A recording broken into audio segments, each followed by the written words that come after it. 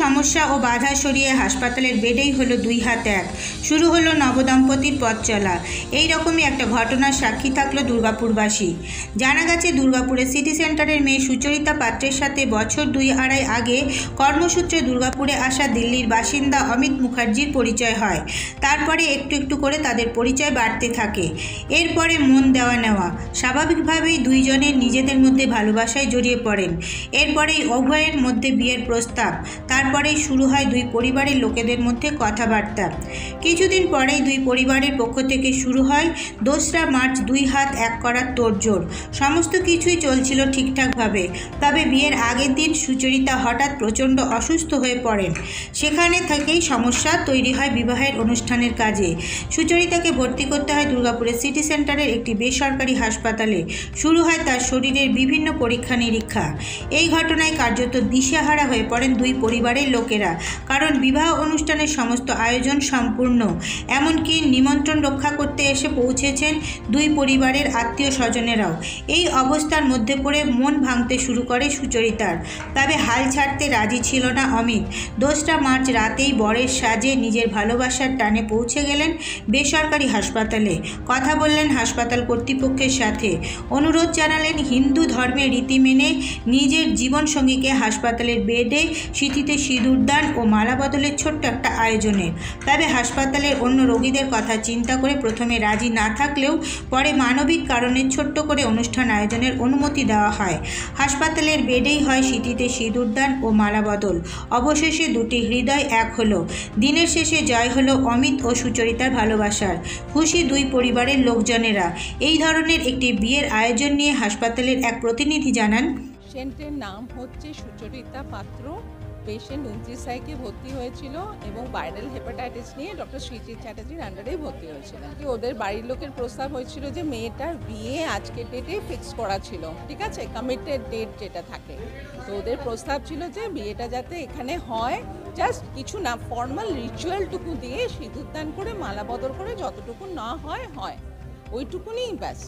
Patient দেখুন, একটা তো ট্রিটমেন্ট প্রোটোকলে যাচ্ছে, তো পেশেন্ট স্টেবিলিটির দিকে যাচ্ছে।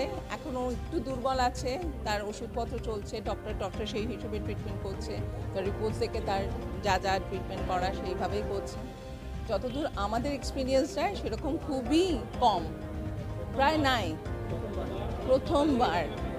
প্রথমবার ভাল লাগছে যে দুটো মানুষকে এক করতে পারা। তার মনের যে ইচ্ছে, এত সকাল থেকে কান্নাকাটি করছিল, সেই ব্যাপারটাকে যে সে করতে পেরেছে, বা তার তার যিনি হাজব্যান্ড এখন, প্লাস যে মেয়েটা অ্যাট লাস্ট যে অ্যাচিভ করতে পেরেছে তাদের কমিটেড ডেটে বিয়ে করাটা, সেটাতেই ভাল লাগছে আমাদের, আর কিছুই না।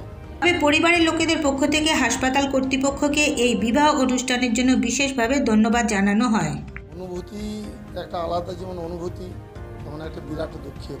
তার কারণ আমি অ্যারেঞ্জমেন্ট করেছিলাম যে জিনিস, সেখানে আমার সব রিলেটিভ দিককে নিয়ে আসা এখানে পসিবল হয়নি। কিন্তু বিয়েটা আমার খুব আবশ্যক ছিল, প্রয়োজন ছিল সেটা। আর এটা একটা জীবনের নতুন ধরনের এক্সপিরিয়েন্স।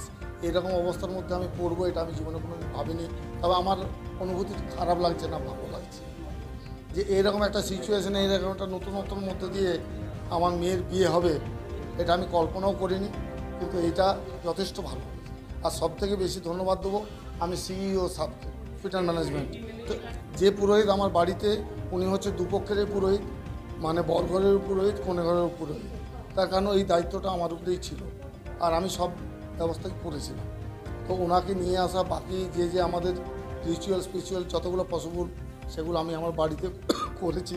যেটুকু বাকি ছিল এটা তো সম্ভব হলো না। প্রথমে ভেবেছিলাম নিয়ে যাব, কিন্তু আমার মেয়ের যা condition, say hepatitis A positive, এটার জন্য এই পজিশনে আমি মেয়েকে নিয়ে যেতে পারি না।